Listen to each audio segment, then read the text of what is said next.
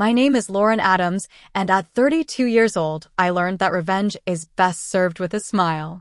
My brother Jackson always made sure I knew he was better than me. Growing up 5 years apart, he became a Wall Street success while I struggled as a graphic designer. At his lavish engagement party, Jackson raised his glass and announced, "Some of us rise. Some just exist." Everyone laughed. I simply walked up, handed him a wrapped box, and said, "For the groom." When he opened it, his face went pale. "Before I reveal what was inside that box, let me know where you're watching from and hit like if you've ever been underestimated by family. This story will show you that success isn't always about money." I grew up in a middle-class neighborhood in Connecticut where both our parents worked as public school teachers. Dad taught high school physics, Mom taught third grade. We never had luxury vacations or designer clothes, but we had enough to live comfortably. Jackson, my older brother by 5 years, was always the golden child in our family. From his perfect grades to his athletic achievements, everything he touched seemed to turn to gold. Our personalities couldn't have been more different. Jackson approached life like a business plan, always calculating the best return on investment for his time and energy. Even as a child, he tracked his allowance in a little notebook and negotiated with our parents for increases based on market value of chores. I, on the other hand, was the dreamer.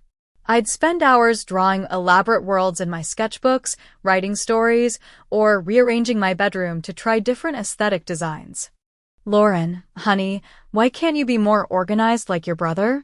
Mom would ask, finding my art supplies scattered across the floor. Jackson already finished his homework and cleaned his room. I remember clearly the first time I felt the sting of comparison. I was 8 years old, sitting in a parent-teacher conference for third grade. My teacher, Mrs. Wilson, was showing my parents my report card, which was mostly BS with an A in art. "Lauren is very creative," Mrs. Wilson said kindly. "She has wonderful imagination." Before my parents could respond, Jackson, who had been brought along because our babysitter canceled, piped up from his chair in the corner. I got straight A's in third grade. Dad gave him a proud pat on the shoulder. "Yes, you did, son." I watched my parents beam at Jackson, and something inside me deflated. My achievements, no matter how good, would always be measured against his. The defining moment of my teenage years came during my high school talent show. I was 16, and I had worked for months on an original song I'd written and would perform on piano. I practiced every day, staying late after school to use the music room since we couldn't afford a piano at home. The night of the show, I was nervous but excited. Jackson, then 21 and home from college for the weekend, was in the audience with our parents. Just before my performance, he came backstage. "Good luck, little sis," he said, handing me a bottle of water. "You'll need it." I thought it was a rare moment of brotherly support. I didn't realize until I started playing that he had loosened some of the screws on the piano bench. Halfway through my song, as I reached for a dramatic high note, the bench collapsed. I tumbled to the floor in front of everyone. The audience gasped, then laughed. I was mortified. Later that night, I overheard Jackson telling his friend on the phone it was hilarious. "She always needs to learn that showing off isn't her strong suit." That same year, Mom was diagnosed with breast cancer. The diagnosis changed everything in our household. Dad took on extra tutoring jobs to help with medical bills, and I took over most of the household chores. Jackson was already at Princeton studying economics, and he rarely came home, always citing important internships or networking events. "Your brother is building his future," Mom would defend him, even as she grew weaker from the chemotherapy. "That's what we want for both of you." I would sit beside her hospital bed, sketching to pass the time while she slept. One day she woke and watched me draw for a while. "You have a gift, Lauren," she said softly. "But the world doesn't always reward gifts like yours the way it should." "I know, Mom," I replied, shading in the petals of the flower I was drawing. "Jackson plays by the world's rules," she continued. I didn't fully understand what she meant then. I was just a teenager trying to balance school, home responsibilities, and the fear of losing my mother. But her words would come back to me years later. When Mom had my daughter, the artist, she'd say proudly, as if I'd already made it. The contrast between how my parents saw my creativity versus Jackson's pragmatism created a fundamental tension in our family dynamics. Dad admired Jackson's focus on financial success and stability, while Mom valued my emotional intelligence and creative expression.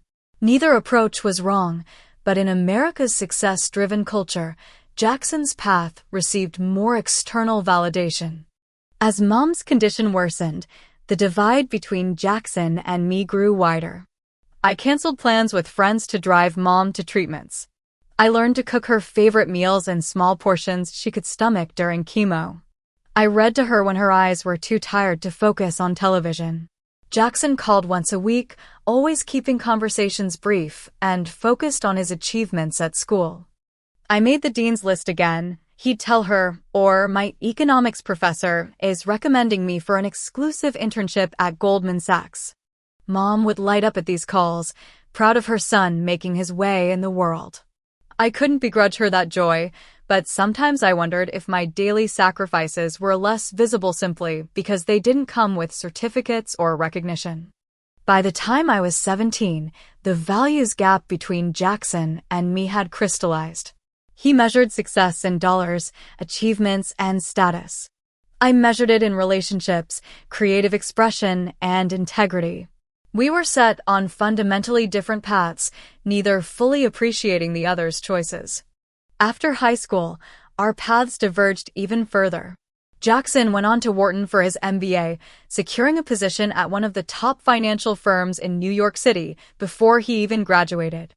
I opted for the State University only 30 minutes from home, studying fine arts with a focus on graphic design. It wasn't just about staying close to care for Mom, though that was important. The local university had a surprisingly strong arts program, and I'd received a partial scholarship that made it affordable. During my sophomore year, Mom's "She's asking for you," I said, trying to keep my voice steady. "The doctors say it might be weeks, maybe days." "I'm in the middle of a major project," he replied, the sounds of his office buzzing in the background. "I'll try to get away this weekend." He made it home the day before she died. Spent exactly 23 hours at her bedside, most of it working on his laptop while she slept.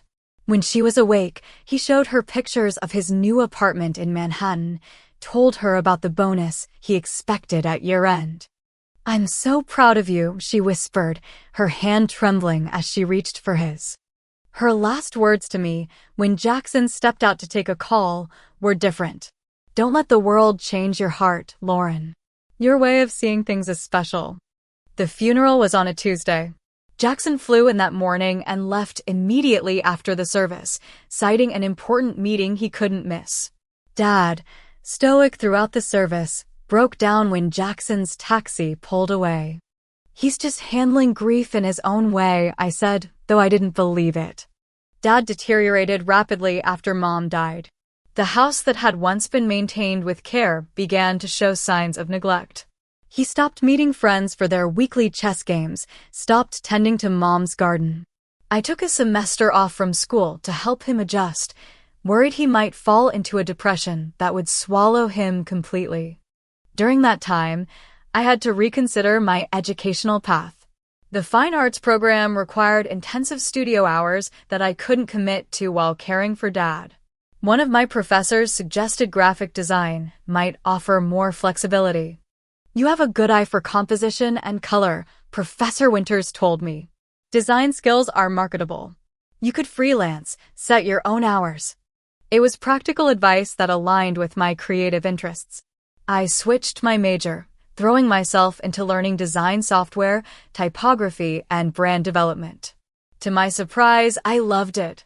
The combination of creative thinking and problem-solving energized me in ways pure fine art hadn't. Meanwhile, Jackson's career skyrocketed. He was featured in a 30 under 30 list in a business magazine. He bought a luxury condo in Tribeca, then a vacation property in the Hamptons. His Instagram, which he rarely posted on before, became a showcase of business class flights, exclusive restaurants, and networking events with celebrities. Our phone conversations, rare as they were, followed a predictable pattern. He'd spend 20 minutes detailing his latest achievement, then ask about me as an afterthought. "Still doing that drawing thing?" he asked once. "Graphic design," I corrected. "I'm building a portfolio while finishing my degree." He replied, disinterest evident in his tone. "Well, if you ever want a real job, I know some people who might need an assistant." Another time, after I excitedly told him about a small design competition I'd won at school, he responded, "That's cute. I just closed a deal worth more than you'll probably make in 5 years." The most painful conversation came when I shared my dream of starting my own design studio after graduation. "Drawing pictures will never pay your bills, Lauren," he said dismissively. "You need to be realistic. This artsy phase was fine in college, but you're about to enter the real world." "It's not a phase," I insisted. "And design is a legitimate career." "Sure," he laughed. "Tell me that when you're 40 and still living in Dad's house." After calls like these, I'd feel deflated, questioning my choices. But then I'd return to my design projects and feel that spark of purpose reignite. I began building my portfolio in secret, no longer sharing my small victories with Jackson to avoid his dismissal. Dad slowly improved over that year. He joined a grief support group at the community center, started taking walks again, even planted new flowers in Mom's garden. One evening, as we sat on the porch watching the sunset, he surprised me. "You know, I always understood Jackson better," he admitted. "His drive, his ambition. It reminded me of myself when I was young, before I chose teaching." I nodded, having always sensed this. "But your mother," he continued, "she understood you. And now that she's gone, I'm trying to see through her eyes too. The drawings you've been doing for your classes, they're really something, Lauren." She would have been proud. It was the first time Dad had expressed genuine appreciation for my creative work. Something shifted between us that evening, a new understanding taking root. By the time I returned to school, I had a clearer vision. I would finish my degree, build my skills, and step into the design world on my own terms, regardless of Jackson's opinion. Our paths had diverged, but I was finally confident that mine was just as valid as his, even if it wouldn't lead to Tribeca condos or business magazine features. After graduation, I moved into a small apartment in the city with Amanda Lloyd, a marketing major I'd met in a digital media class. The apartment was a 5th-floor walk-up with unreliable heating and a shared bathroom down the hall, but the rent was manageable, and it came with enough space for me to set up a desk for design work. "So you're really going freelance right away?" Amanda asked on moving day as we hauled boxes up the narrow stairwell. "No safety net job first?" "I've lined up 2 small projects already," I explained. A logo for a local bakery and website graphics for my dad's friend's accounting firm. "It's not much, but it's a start." Amanda, who had already secured a position at a mid-sized marketing agency, seemed skeptical but supportive. "Well, you can always use me as a reference if you decide to apply for something more stable." Those first months were a brutal education in the realities of freelance life. I worked ridiculous hours, often taking on projects at rates that barely covered my expenses. I created social media graphics for small businesses, designed flyers for local events, and took on any work that came my way. Many nights, I'd still be at my computer at 3 in the morning, tweaking designs while Amanda slept. The financial instability was constant stress. One month, I'd have enough clients to cover rent with a little extra. The next, I'd be eating ramen for dinner every night and worrying about making minimum payments on my credit card.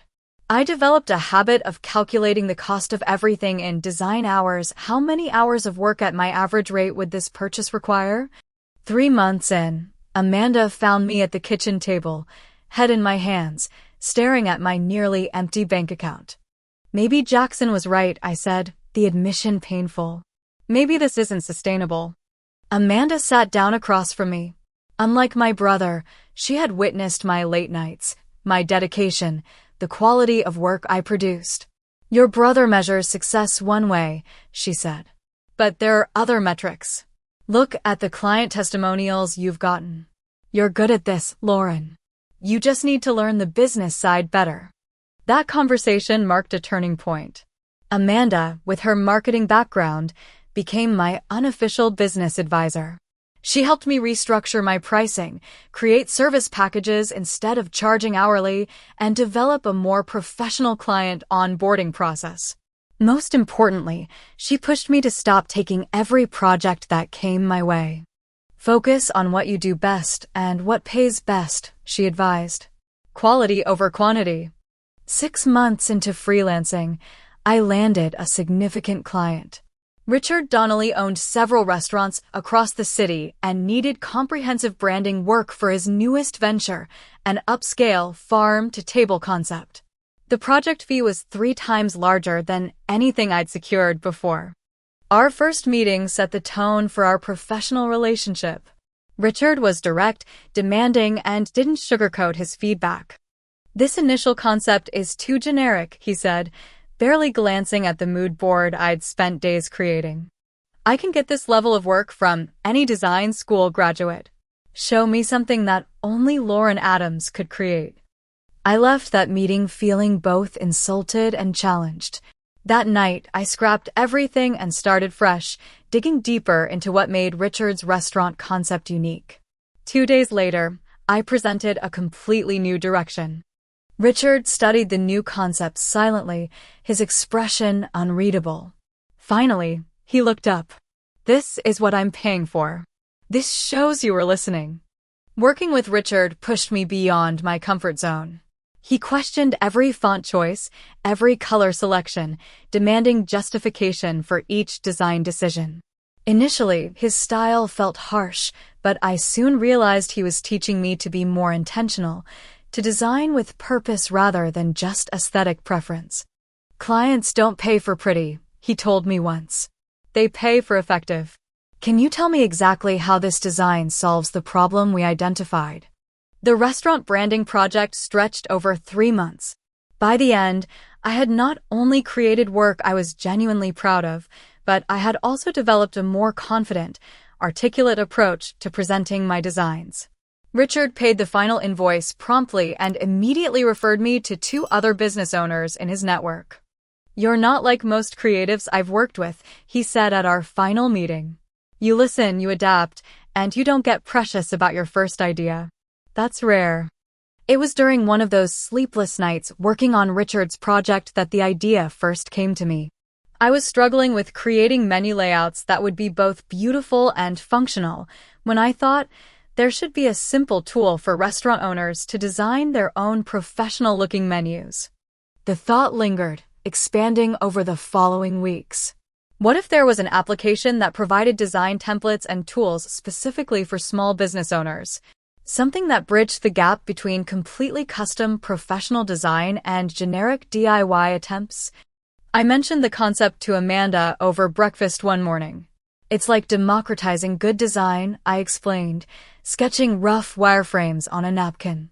Templates created by actual designers, but customizable by anyone.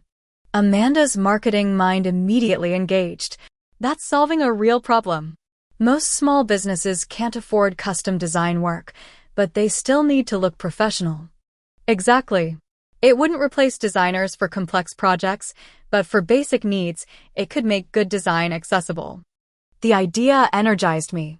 For the first time, I wasn't just thinking about client work, but about creating something that could scale beyond my individual capacity. I started researching similar tools, identifying gaps in the market, and sketching potential interfaces whenever I had time between client projects. When I heard about a local startup competition with a $10,000 prize, I decided to enter. For 2 weeks, I scaled back client work to develop a pitch deck and basic prototype. Amanda helped me refine the business model and practice my presentation. The competition was held at a downtown co-working space. Most participants were presenting tech solutions or physical products. My design tool concept felt out of place among the data analytics platforms and hardware innovations. Still, my presentation went well. I made it to the finalist round, but ultimately placed third, missing out on the funding. You should be proud, Amanda insisted as we walked home afterward. Third place for a concept you've only been developing for a few weeks is impressive. That evening, Jackson called, a rare occurrence. Dad had mentioned the competition to him. So you didn't win, he said after third place out of 32 entries, I replied. Which means no funding, right? What's your next step? I explained my plans to continue developing the concept while maintaining my freelance work. Jackson's laugh came through the phone, sharp and dismissive. Lauren, be realistic. You should be applying to design positions at established companies. This startup fantasy is a waste of time.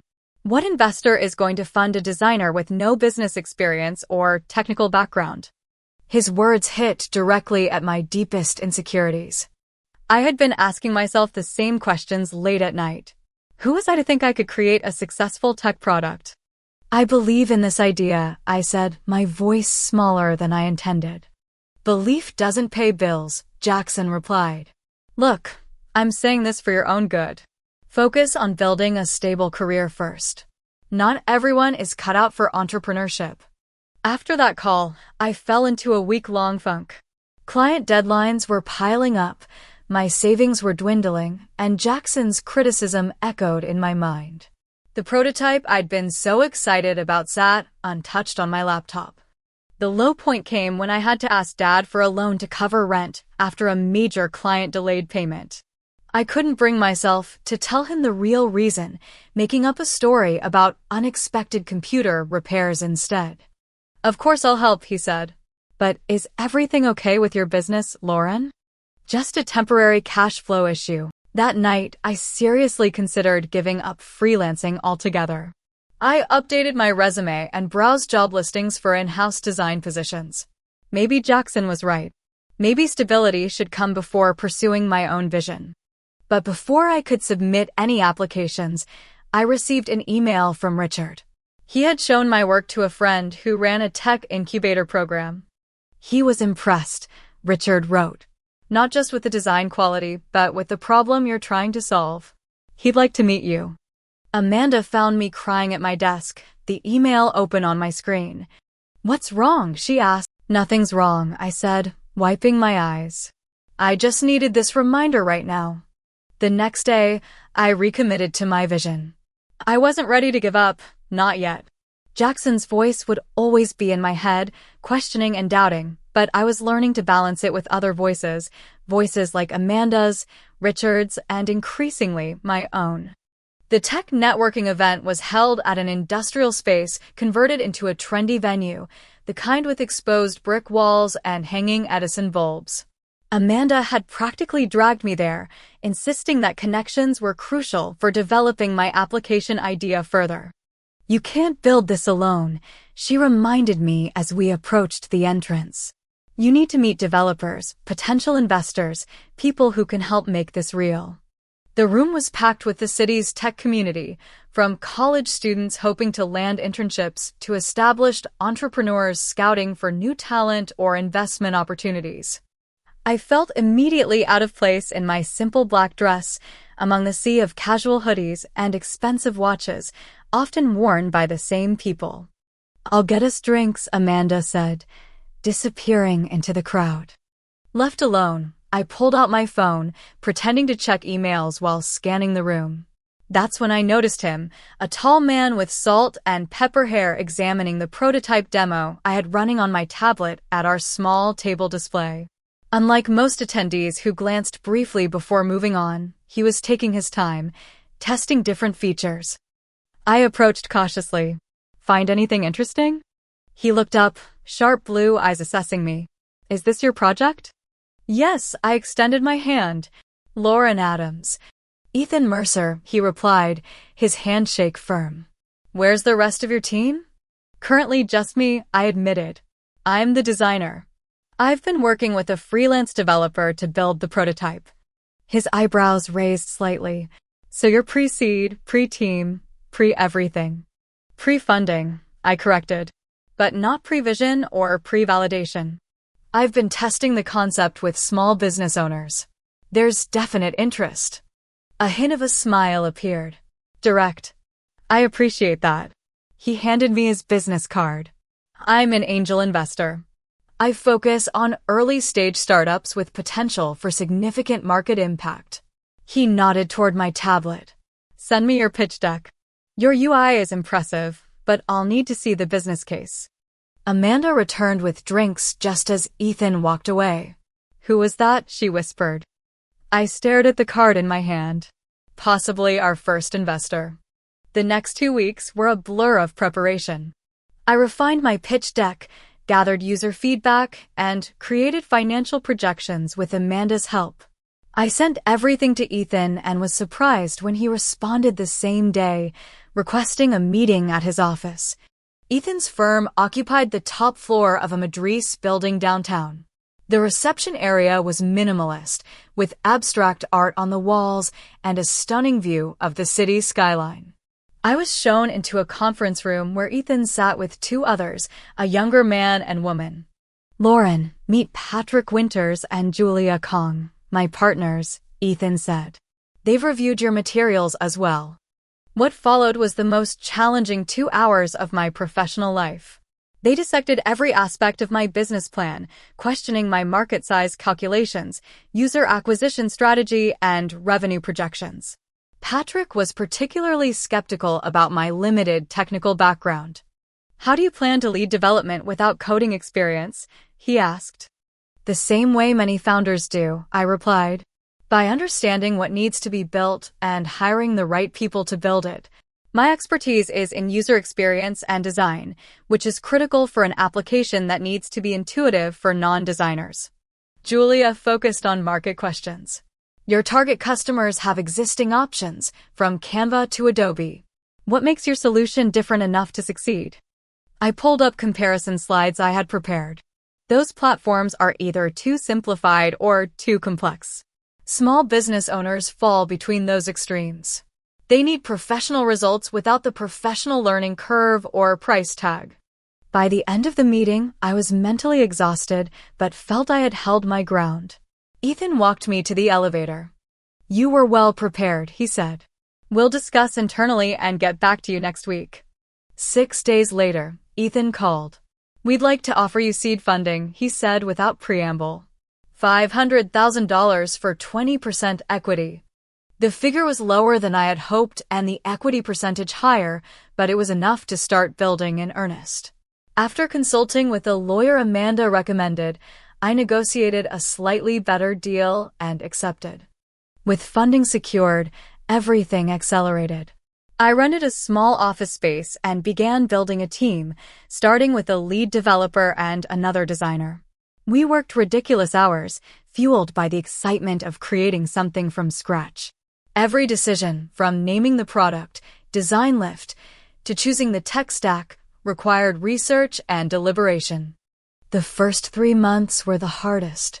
We faced technical challenges that delayed our timeline, and Ethan's expectations for progress were demanding. I learned to manage a team, make quick decisions with limited information, and communicate effectively with both technical and non-technical stakeholders. Some nights I slept on the office sofa, too tired to go home after late debugging sessions. Despite the challenges, the product was taking shape. We conducted user testing with small business owners, refining the interface based on their feedback. Each positive response reinforced my belief in what we were building. For months into development, we were preparing for a closed beta release when I received a call from Dad. Jackson's engaged, he announced, obvious excitement in his voice. To Sophia Richardson. Her father owns that hotel chain, Richardson Luxury Properties. That's great, I said, genuinely happy that Jackson had found someone. We might have our differences, but I didn't wish him loneliness. They're having an engagement party next month at the Richardson estate on Long Island, Dad continued. Very fancy affair. Jackson specifically asked if you could help with some of the preparations. Sophia wants family involvement, apparently. My heart sank. The timing couldn't be worse, with our beta launch scheduled for the same month. Dad, we're in a critical phase with the business right now. I know you're busy with your computer drawings, sweetheart, but this is important to your brother. He's making an effort to include you. The dismissive way he described my work stung, but I recognized the peace-making attempt behind the request. Let me check my schedule, I conceded. That evening, I discussed the situation with Amanda over takeout in my office. You can't drop everything for Jackson's party, she said flatly. Not now. I know, but it's complicated. Dad really wants this family unity moment, and honestly, part of me wants to show Jackson what I've built. Amanda put down her chopsticks. Is that what this is about? Proving yourself to your brother. Her question hit uncomfortably close to the truth. How much of my drive was about building something meaningful, and how much was about showing Jackson he was wrong about me? Maybe partly, I admitted. Is that so terrible? Not terrible, she said carefully. But not the right reason either. You're building Design Lift because it solves a real problem, because you're passionate about democratizing good design. That's what should drive you, not sibling rivalry. She was right, of course. But the complicated tangle of family dynamics, personal ambition, and desire for validation couldn't be easily separated. I decided on a compromise. I would help with specific engagement party tasks that could be done remotely or in short visits home, but I wouldn't step away from Design Lift during this crucial phase. I called Dad back with my decision. I'll design their invitation suite and help with visual elements, I offered. And I'll come for a weekend to help with setup. But I can't take weeks away from my business right now. Dad seemed satisfied with this arrangement, and I redirected my focus to our impending beta launch. The team was working at full capacity, and despite my family obligations, we were making good progress. Then, a week before I was scheduled to visit home, Ethan called with unexpected news. Gradient Tech is interested in us, he said, referring to one of the largest design software companies in the world. Interested how? I asked, my pulse quickening. Their head of acquisitions reached out. They've been watching our development and want to discuss potential partnerships or investment. They want to buy us? Already? We haven't even launched. Sometimes that's the best time to acquire, Ethan explained. Before market validation increases the price. This is promising, Lauren, but don't get too excited yet. Preliminary talks only. After the call, I sat at my desk, stunned. Gradient's interest validated everything we'd been building. Their platform was used by millions, and their acquisition budget was legendary in the industry. If they were genuinely interested in Design Lift, it could mean an exit beyond anything I had imagined at this early stage. As I prepared for my weekend trip home, Dad's house looked smaller somehow. There's my girl, Dad said, wrapping me in a hug that smelled of the same aftershave he'd worn my entire life. He held me at arm's length, examining me with paternal scrutiny. You look tired. Are you getting enough sleep with this business of yours? I'm fine, Dad, I assured him, setting my overnight bag in the foyer. Startup life is just intense sometimes. Well, you're home now. Jackson and Sophia will be here for dinner. They're staying at her parents' place on the other side of town, much fancier than our humble abode. There was no resentment in his tone, just a statement of fact. I spent the afternoon working on the engagement party details, setting up at the kitchen table with my laptop while Dad puttered around, periodically offering coffee or snacks. I had already designed the invitations remotely, elegant letterpress cards with gold foil accents that even Jackson had approved without criticism. Now I was finalizing table settings and digital signage for the venue. This all looks very professional, Dad commented, glancing over my shoulder at the designs. You really are good at this. His simple acknowledgement warmed me. Thanks, Dad. That means a lot. At 6 o'clock, the doorbell rang. Dad hurried to answer it while I quickly saved my work and closed my laptop. I smoothed my hair and stood, suddenly nervous about seeing Jackson and meeting his fiancée for the first time. Jackson entered first, looking every bit the successful financier in tailored slacks and a cashmere sweater.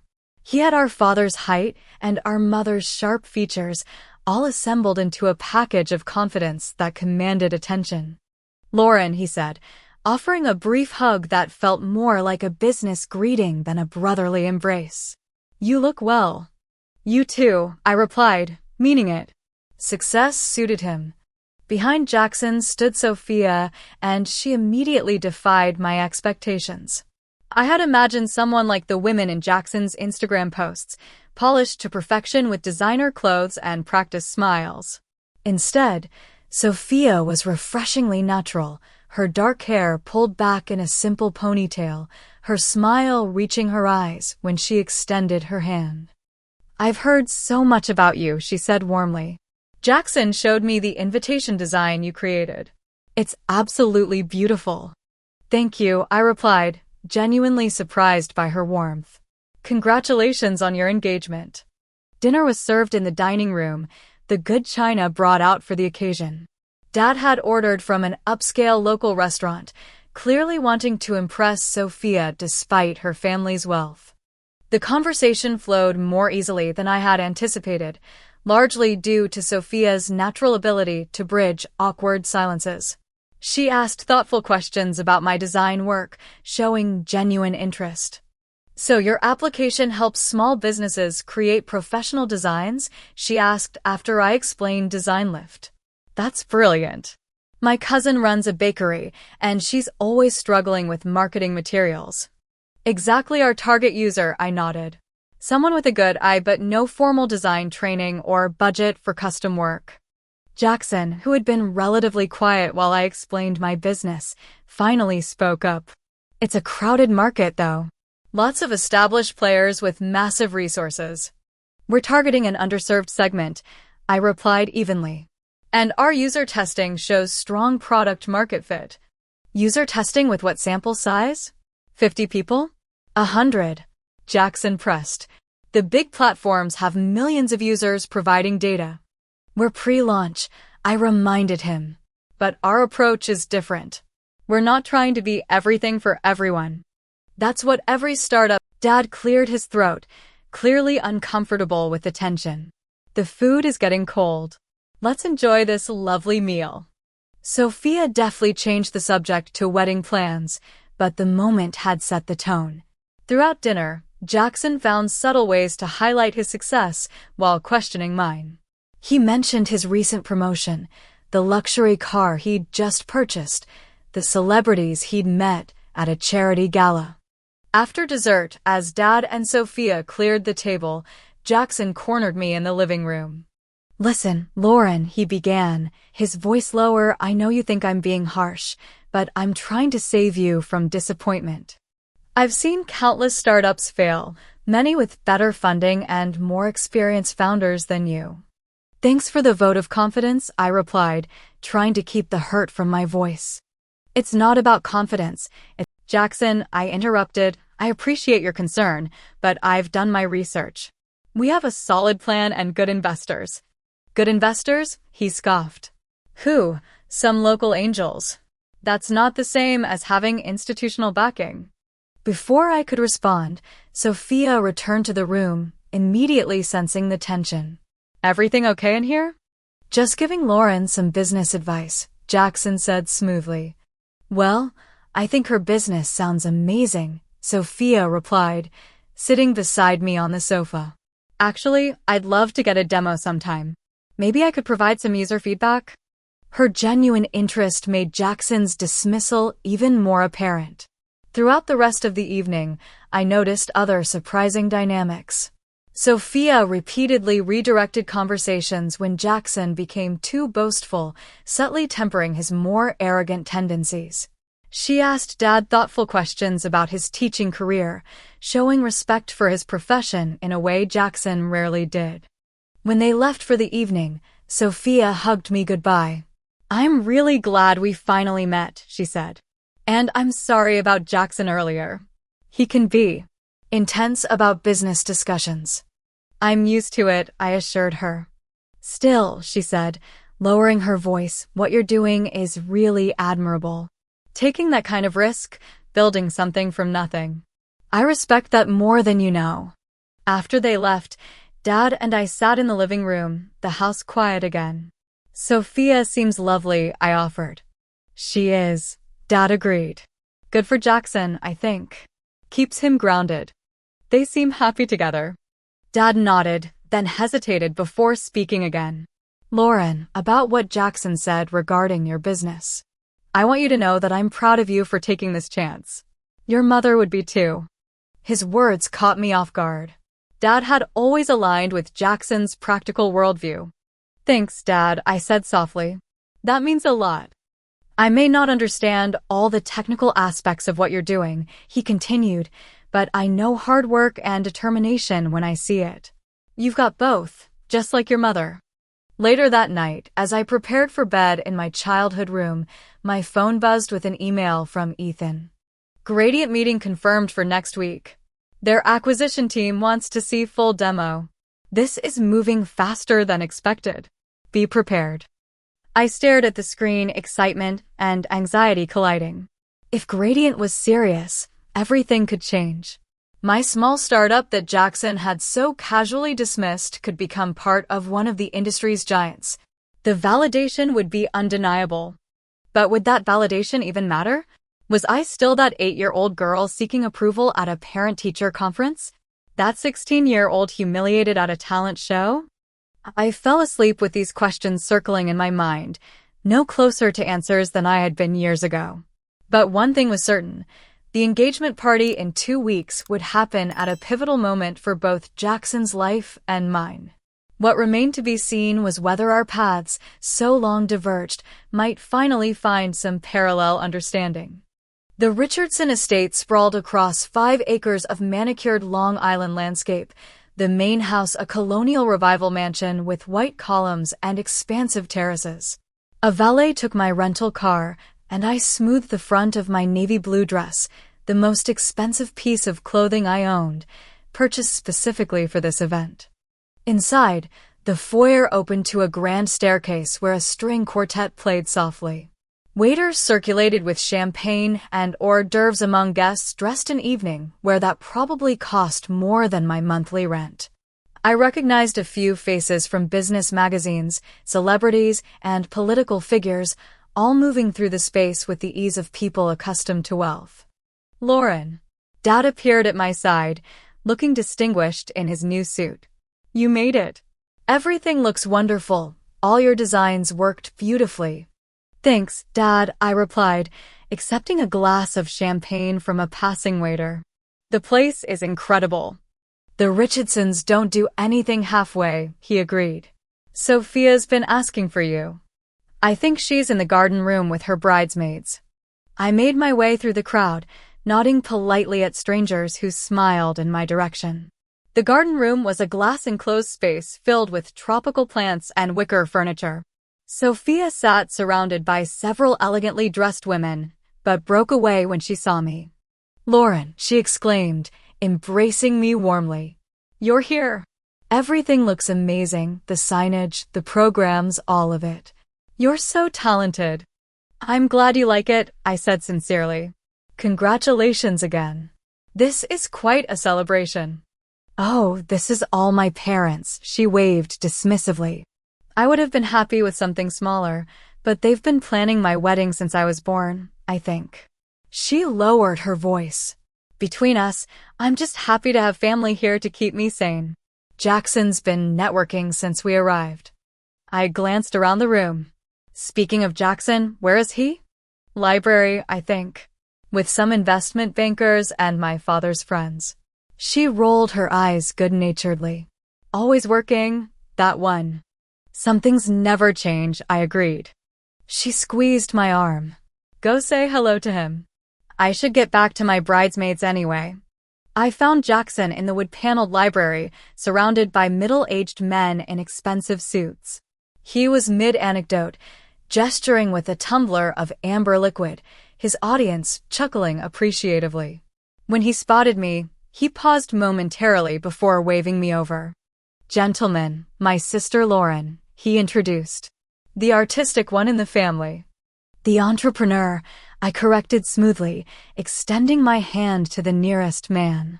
I run a design technology startup. Jackson's smile tightened almost imperceptibly.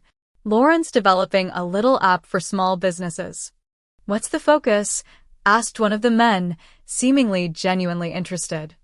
Democratizing professional design, I explained. Making it accessible to business owners without design backgrounds or large marketing budgets. Interesting space, the man nodded. Lot of movement there right now. You seeking funding? Before I could answer, Jackson interrupted. Lauren's still in very early stages. Prototype only, right sis? Actually, we're launching our beta next month, I replied, maintaining my composure. And we're in discussions with several interested parties about strategic partnerships. Jackson's eyebrows raised slightly, but he quickly steered the conversation back to safer ground from his perspective. Lauren did all the design work for tonight's event. Quite the eye for detail. The conversation moved on, and I soon excused myself, frustration simmering beneath my polite smile.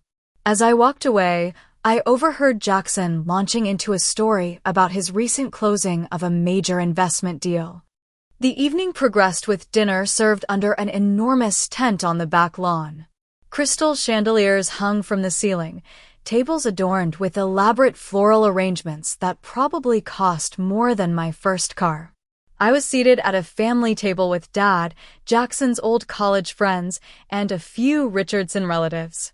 Throughout dinner, I watched Jackson work the room, moving from table to table, perfectly at ease among the wealthy and powerful. He had always been skilled at social navigation, knowing exactly who to charm and how. In this environment, his particular talents shone. After the main course, Mr. Richardson stood for a toast.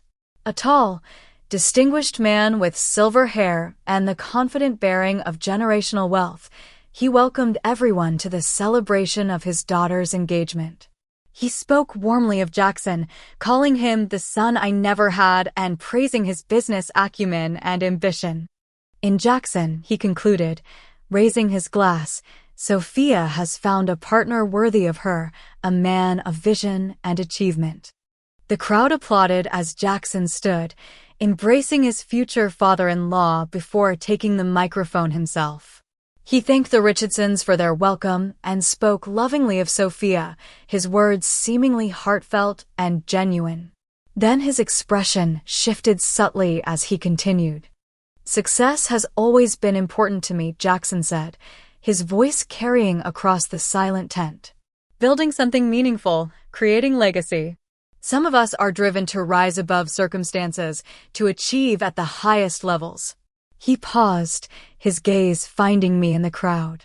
And some just exist, content with smaller ambitions and simpler lives. A ripple of laughter moved through the audience, polite but uncomfortable. I felt heat rise to my face as several people glanced in my direction, having noted Jackson's pointed look. But tonight, he continued smoothly, we celebrate not just achievement, but love. To Sophia, who makes success meaningful. Applause erupted as he raised his glass. I joined mechanically, my champagne bitter on my tongue. Dad squeezed my hand under the table, a silent acknowledgement of Jackson's thinly veiled insult. As the applause faded and dessert was being served, I excused myself from the table. In the quiet of the mansion's powder room, I checked my phone to find 3 missed calls from Ethan and a text. Gradient's offer came in. Call ASAP. My hands trembled slightly as I returned the call, stepping into an empty hallway for privacy. Lauren, Ethan answered immediately. Where have you been? We've got the offer. I'm at my brother's engagement party, I explained. What's the number? Ethan paused dramatically. 12 million, all cash, with 2-year earn-out provisions for the founding team. The hallway seemed to tilt slightly. 12 million. Yes! They want to integrate Design Lift into their small business suite. The technology, the design approach, the whole package. They're particularly impressed with the intuitive UI and template system. When do they need an answer? I asked, my mind racing. We have 48 hours to provide preliminary acceptance before they'll proceed to due diligence. Lauren, this is an incredible offer for a pre-launch product. The team is ecstatic. I need to think, I said. Can you email me the details? Already sent. But Lauren, this isn't a hard decision. It's a home run. After ending the call, I leaned against the wall, processing the information. $12 million. Before we'd even launched. The validation was undeniable, the financial security life-changing. And the timing, coming minutes after Jackson's public dismissal of my smaller ambitions, felt almost scripted in its perfection.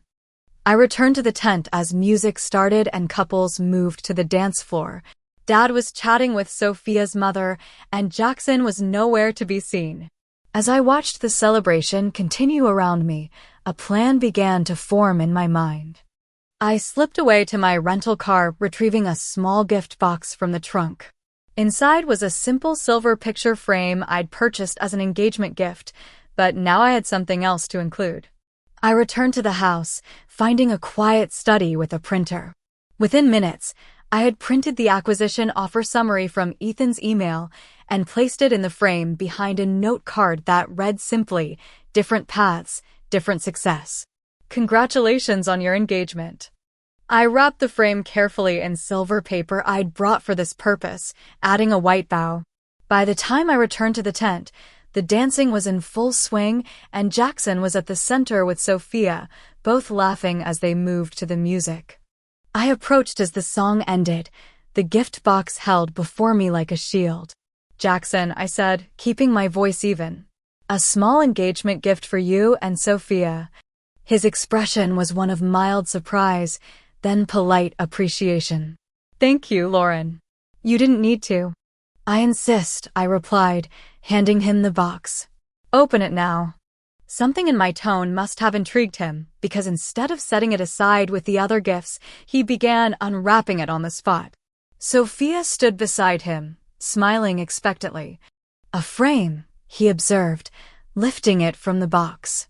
Then his expression froze as he read the document behind the glass. His face, normally controlled in any social situation, visibly paled. "What is it, honey?" Sophia asked, peering at the frame. Jackson swallowed hard, his eyes meeting mine with a mixture of shock and something else, harder to define. "It's an acquisition offer," he said quietly, "for Lauren's company. $12 million. Sophia's eyes widened. "Lauren, that's incredible." By now, those nearby had noticed the exchange. Dad approached, confusion on his face. "What's happening?" "Lauren's company is being acquired," Sophia announced proudly, as if it were her own accomplishment. "For $12 million. Dad looked from the frame to my face, stunned. "Is this real?" "Very real," I confirmed. The offer came in tonight, actually. Right after Jackson's toast about smaller ambitions. The irony wasn't lost on anyone present. A small crowd had gathered around us, including Mr. Richardson and several of the business associates Jackson had been impressing earlier. "Congratulations, young lady," Mr. Richardson said, examining the frame Jackson still held. "Gradient Technologies is a major player. They don't make offers like this lightly." "Thank you," I replied. "It's been a lot of work, but apparently my drawing thing had more potential than some people thought." Jackson finally seemed to recover his composure. With visible effort, he manufactured a smile. "This is unexpected. Congratulations, Lauren. I had no idea you were this far along." "You never asked," I said simply.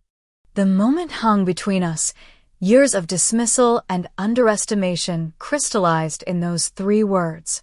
For the first time in our adult lives, I saw Jackson speechless, the carefully constructed narrative of his success, and my mediocrity shattered in an instant.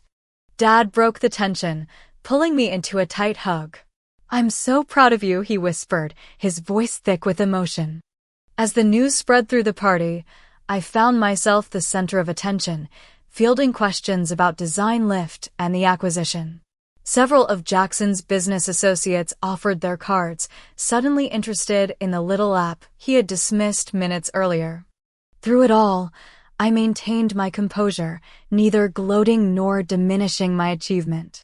This moment wasn't about humiliating Jackson, despite how it might have appeared. It was about finally being seen, about claiming the validity of my own path after years in the shadow of his narrowly defined version of success. As the evening wound down, I stood on the terrace, taking a moment alone amidst the celebration.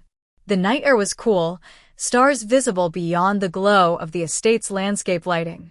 Behind me, I heard footsteps and turned to find Jackson approaching, 2 glasses in hand. "Nightcap," he offered, extending one to me. I accepted cautiously, wondering what would come next. Jackson leaned against the terrace railing, looking out over the darkened gardens. For a long moment, neither of us spoke, the silence heavy with unspoken history. $12 million, he finally said. Thank you, I replied, waiting for the qualification that usually followed his rare compliments. But instead, he sighed deeply, swirling the scotch in his glass. "I owe you an apology.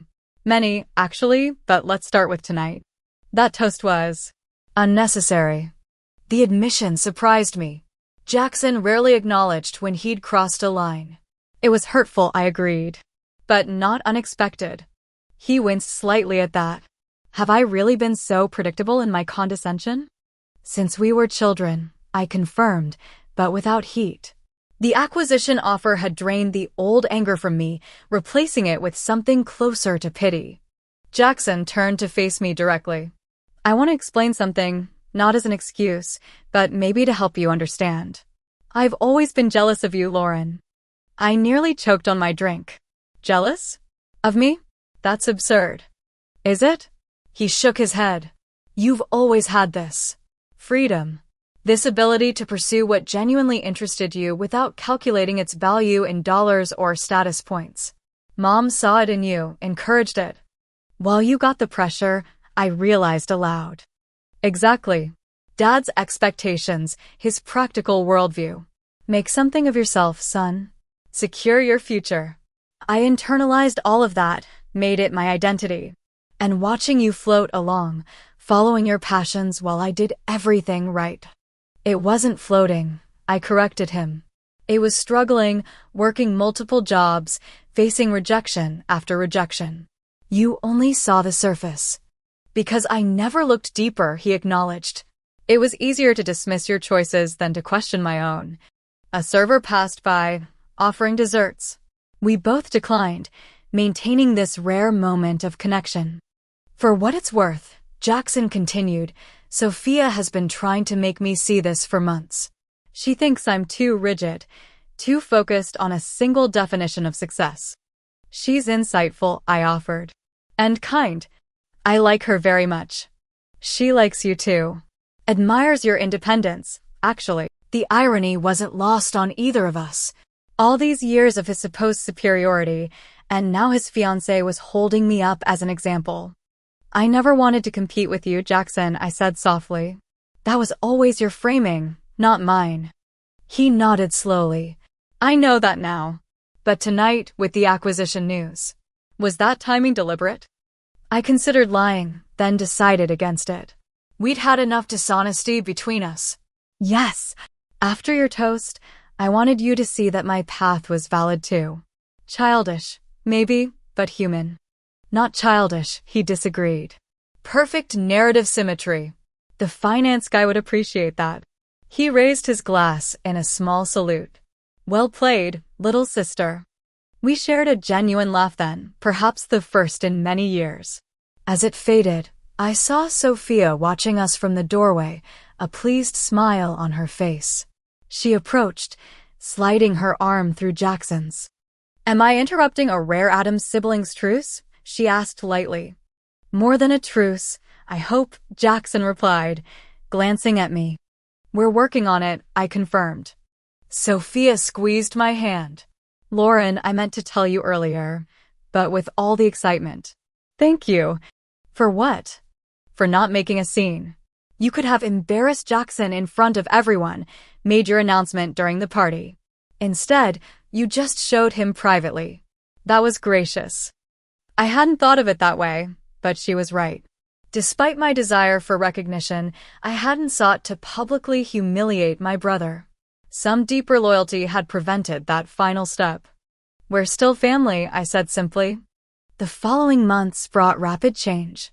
The acquisition proceeded smoothly, with Gradient integrating our team and technology into their small business division. I found myself with a leadership role, a substantial bank account, and a new set of challenges as we scaled the product to their global user base. Dad called weekly, his pride evident in every conversation. He framed the article about the acquisition that appeared in the local newspaper, hanging it alongside Jackson's college graduation photo in the hallway of the family home, a visual equalizing of our different paths. Jackson and I established a new, more honest relationship.